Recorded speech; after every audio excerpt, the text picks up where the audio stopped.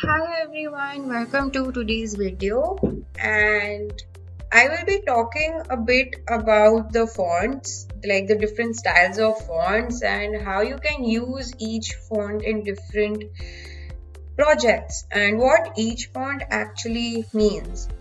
So in my previous category as well as colors play, like just as colors have a different meaning, similarly each font style also has a different meaning towards it. Right, so it's really important to know as well as to what type of message you're trying to convey to your audience, and then accordingly use the similar type of fonts, right? So every font has a unique personality and purpose. So let's start right here.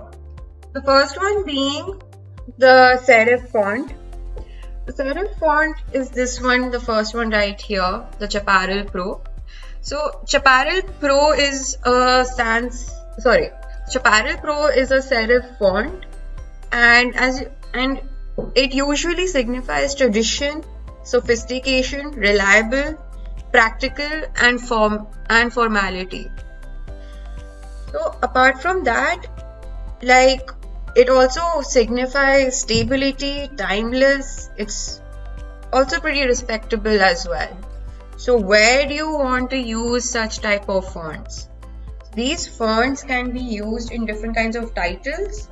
So if you're making a brochure or a magazine cover, or you're working for your thesis project and you want to like the title or the subtitle, you can use this kind of font. And also use such similar fonts for websites as well. And these type of fonts can also be printed, and because it's really easy to read as well.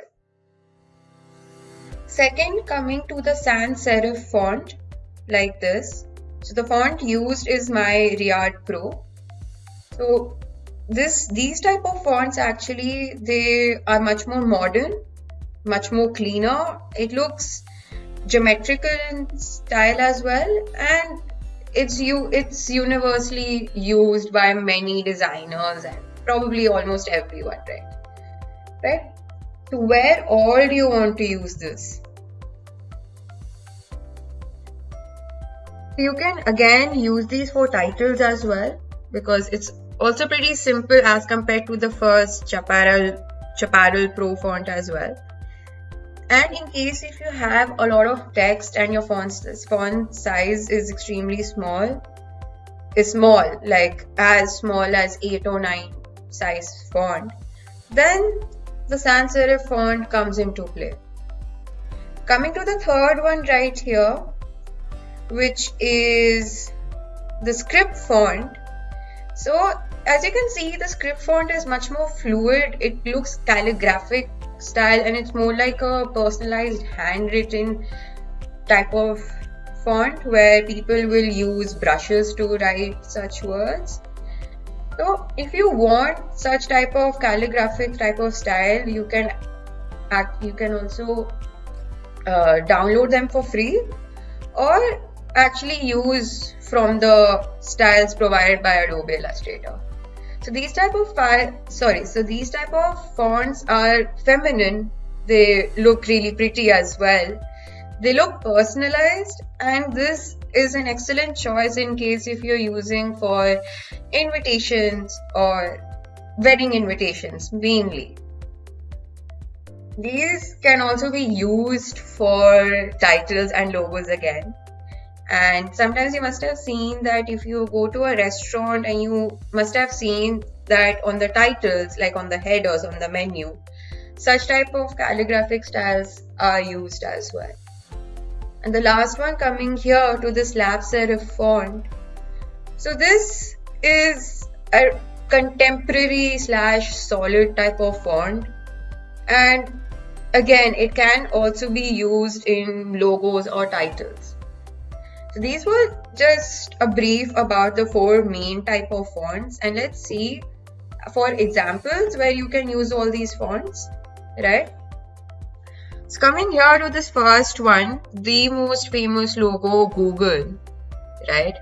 So the typography the font styles used here is the sans serif font, right? Vogue, which is a very popular clothing brand, this is a serif font.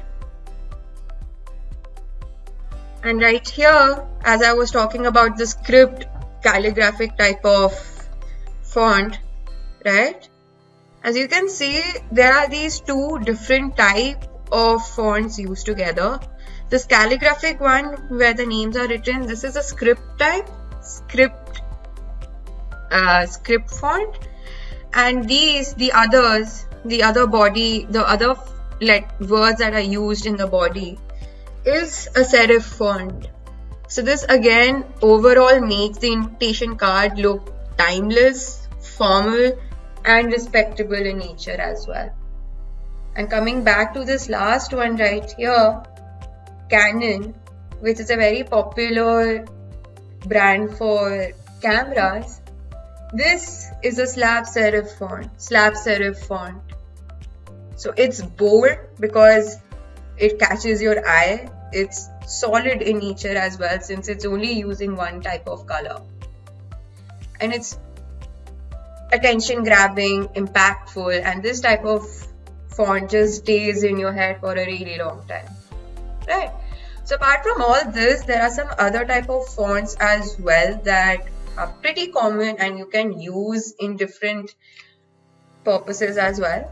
The first one being called the bold font right here. So as you can see, this B bold is written in solid black color. So it's dominant, and like that's again an attention grabbing font. So you can use these in case if you have a lot of text and you want the viewer's attention to go on a certain space, you can use such type of fonts. Coming to the next one, which is rounded / bubble type of font. This is more like a childish, playful type of font, and these type of fonts are welcoming. It's exciting, and like a lot of these must have seen companies such as selling toys for small kids, or if they're making posters for children for an exhibition or something. So these such type of fonts are used, so because it's very welcoming, jovial in nature. Coming to this one, the italic font. It's mainly used for signifying motion or gesture, and it's pretty distinctive in nature as well.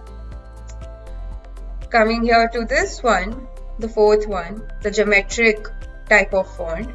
It's very trendy, and you can see like it's pretty sharp in some edges as well. And this again can be used in various other purposes as well, such as titles.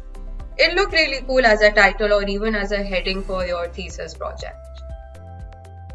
This one is called the grunge type of font. So these type of font, I would recommend that you use grunge type of fonts in minimal, because it's usually used to signify mysteriousness, twisted, or even jittery. But to an extent, it's also an abstract type of font. So do not use this font too much. Like, just keep it minimal so that it creates just the right type of impact. And the last one being the vintage type of font.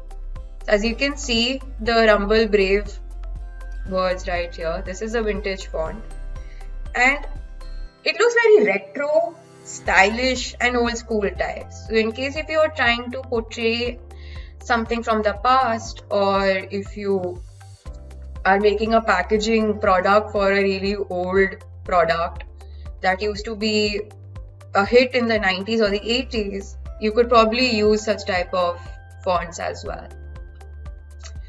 So that's about it.